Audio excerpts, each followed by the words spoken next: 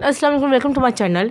जब मोहित करता है अबीरा की तबीयत को खूब साफ, उसे सुनाता है खूब बातें, दिखा देता है इसको आईना कि तुमने क्या किया था मेरे साथ, मुझे मुश्किल वक्त में छोड़ दिया था साथ, और साथ दिया था मेरा समरीना ने। ये सब सुनकर बातें अबीरा की हो जाती है तबीयत ख़राब। यहाँ जा रहे होते हैं मोहित और समरीना बाहर आउटिंग पर, लेकिन यहाँ जो होता है प्लान कैंसिल। समरीना को देख कर आता है गुस्सा और वो रोती हुई चली जाती है अपने कमरे में।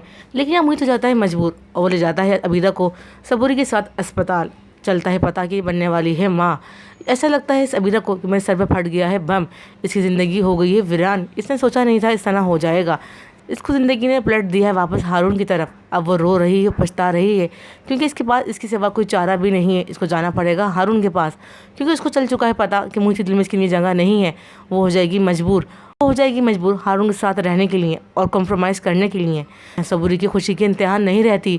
वो होती है बहुत खुश और देती है अपनी बेटी को दुआएं कि मैंने बहुत दुआ की है तुम्हारे और हारून के घर के लिए, आज सुन लिया अल्लाह ने मेरी दुआएं। वो बहुत खुश होती है और सुनाती है खुशखबरी हारून की माँ को। लेकिन यहाँ हारून की माँ तो बेपनाह ही खुश होती है, इनकी खुशी की इंतहा नहीं रहती। वो सुनाती है हारून को कि तुम बनने वाले हो बाप।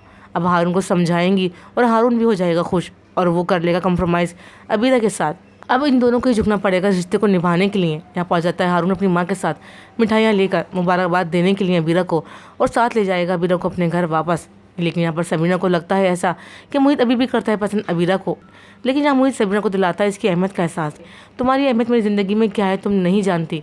लेकिन यहाँ सबीना का दिल हो चुका है बदगुमान। सबीना चली जाती है अपने बाप से मिलने के लिए और करती है इनसे बात कि मुझे लगता है कि सरमत और अबीरा मिले हुए, वो नहीं चाहते मेरा घर आबाद रहे। वो सब कुछ बता देगी सरमत के बारे में और अबीरा के बारे में।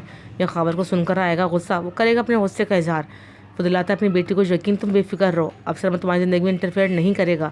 सरमत की इतनी मजाल कि वो मेरी बेटी की ज़िंदगी में करे इंटरफेयर, इसके घर करे ख़राब। अगर इसने ऐसा करा तो मैं इसको नहीं छोड़ूंगा। वो अपनी बेटी को दिला देगा यकीन, तुम हो जाओ बेफिक्र सरमत की तरफ से। यह सबूरी को होता है एहसास कि अबीरा ने बहुत कुछ गलत किया है मोहित के घर वालों के साथ, और मोहित के साथ वो पहुंच जाती है माफ़ी मांगने के लिए। आखिरकार सब घरवाले इसको कर देते हैं माफ़। सब फिर से हो जाते हैं एक।